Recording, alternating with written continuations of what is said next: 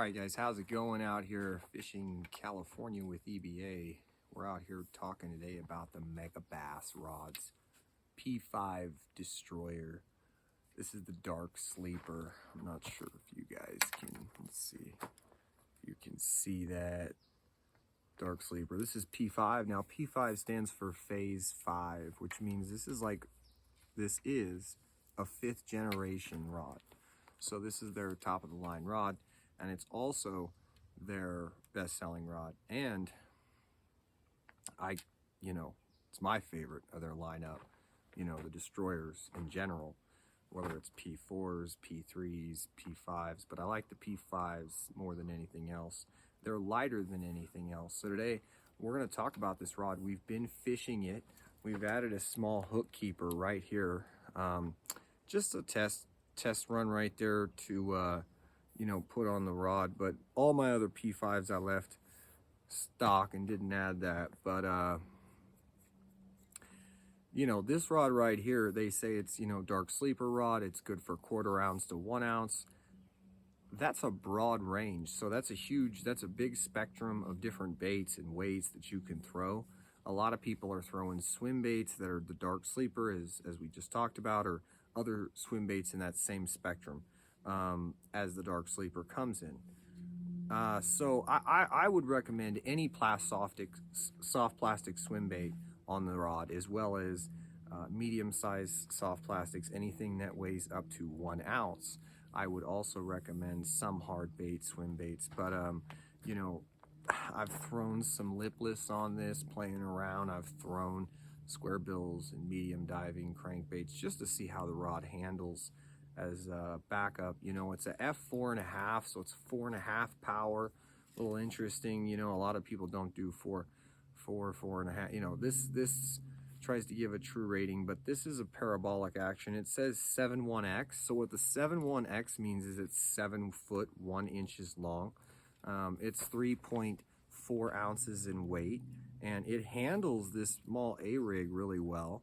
It handles topwater really well, handles moving baits pretty well. I like the lipless, the way it felt throwing the lipless. I've got it paired up with the Quantum Smoke. This is a carbon fiber reel, not ideal for contact bottom feel, but ideal in lightweight and moving bait. So I've actually been using this dark sleeper rod more so as a reaction type rod for reaction baits and things that are moving most of the time. And every once in a while I'll throw something else on it, but a lot of my swim baits on the bottom I like to throw on my 893 or my 853 as far as the NRX G loomis is concerned. This rod, phenomenal for everything I've been throwing it.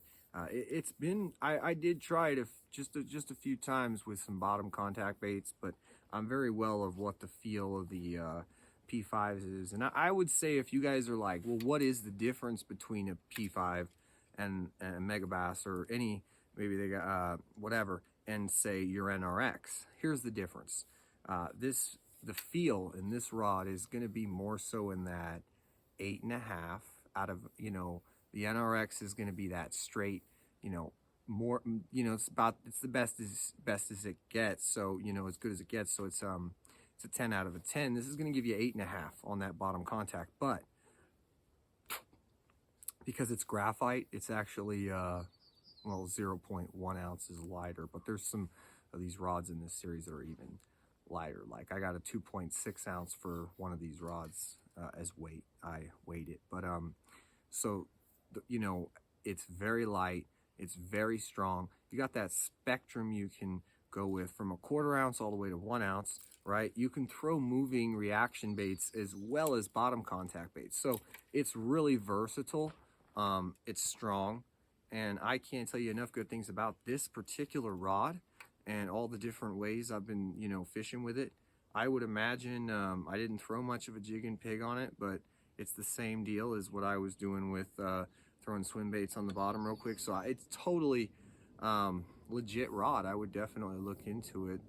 Bit hard to find. The dark sleeper rod by Destroyer. Phenomenal rod. Also, when you get these rods, try to pair them with these lower profile, small, compact reels. A lot of times people are raving about Shimano, JDMs. There's a couple versions out there, so this one's a bit cheaper, and they all work well. Stay tuned, guys. We got more of these rod reviews, testing that we've talking, basically breaking down these rods, these baits that we spend a lot of time fishing.